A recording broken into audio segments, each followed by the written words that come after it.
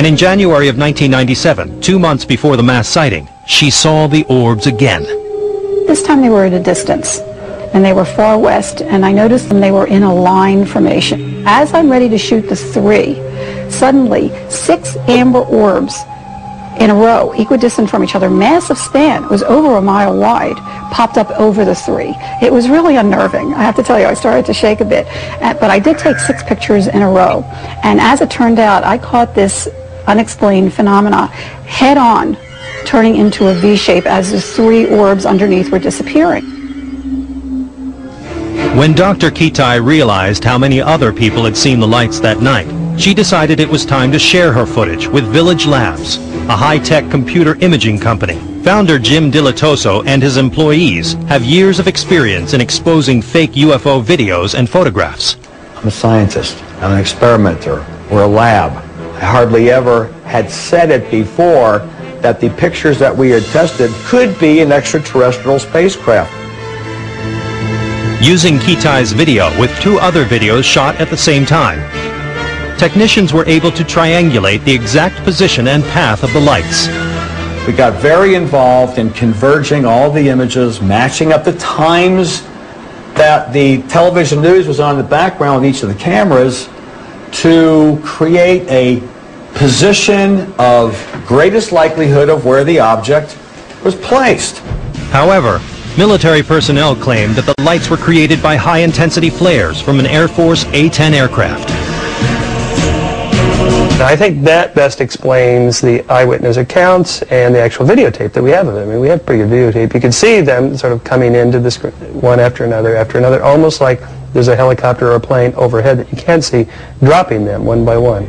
But many Phoenix residents found the government's explanation difficult to swallow. They said, oh, we forgot.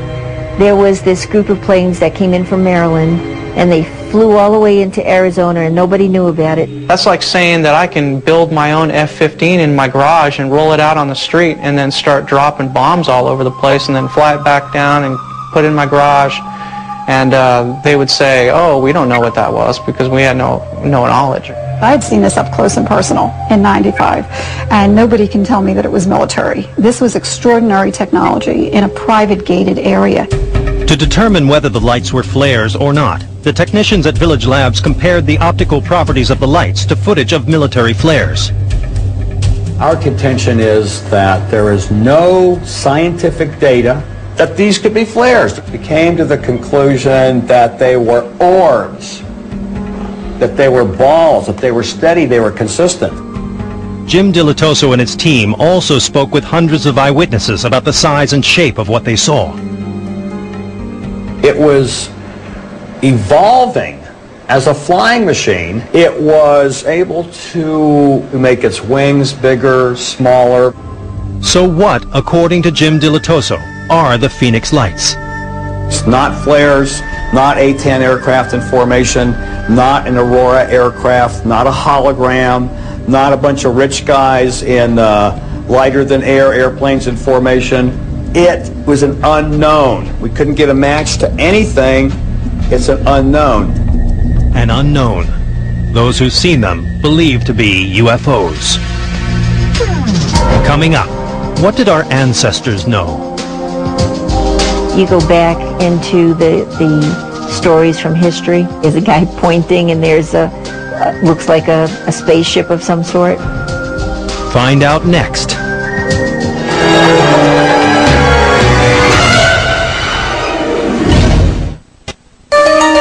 Aliens have never been as popular as they are right now. New books, films, and television shows about aliens still excite audiences. But how would we react if we came face to face with the real thing?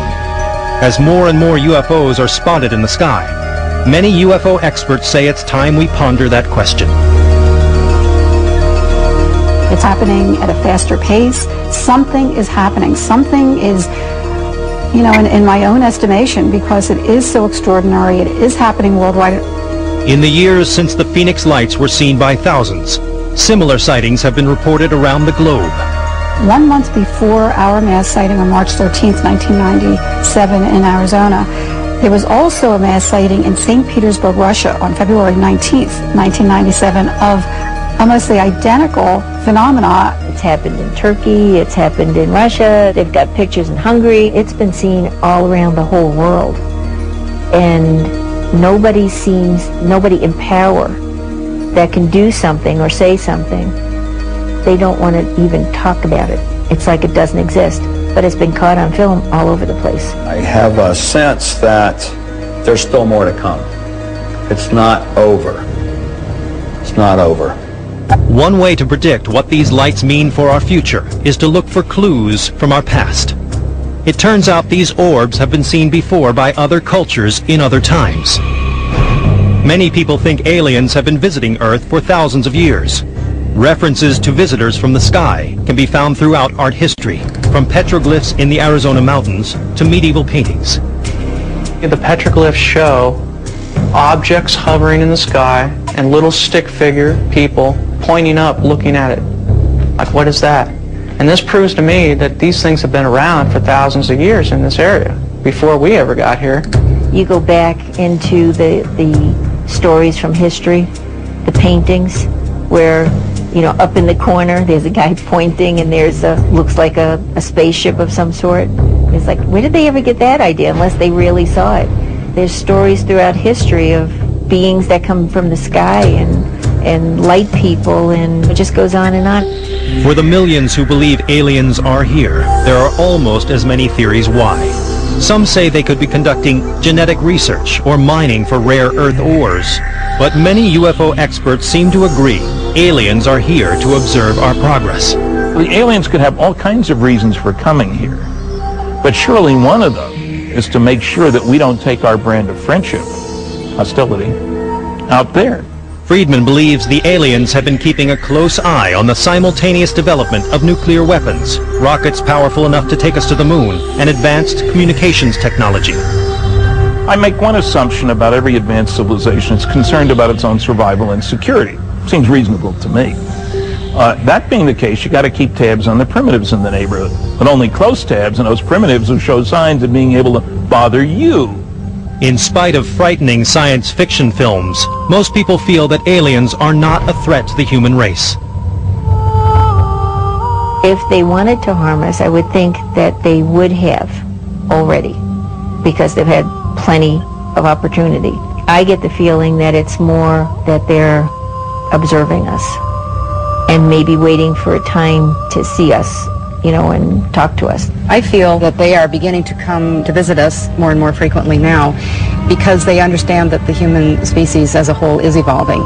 I don't know if these crafts are going to land. I don't know if these beings that we are seeing flying around someday will land and will face us. We don't know. So what will it take to convince the skeptics that this mystery is on the verge of being revealed? An alien knocking on their front door saying, "Hi, I'm an alien, I'm from Mars, where's your president?" Or, you know, "Where's the nearest Starbucks?" That's about it. That's what it'll take. If I could see one, then I would possibly would believe. You know, we got to see it to believe it, you know. Probably going to take a landing for people to believe that something is out there. If it's going to happen, I think it's going to be soon. I think at this point that Earthlings are ready.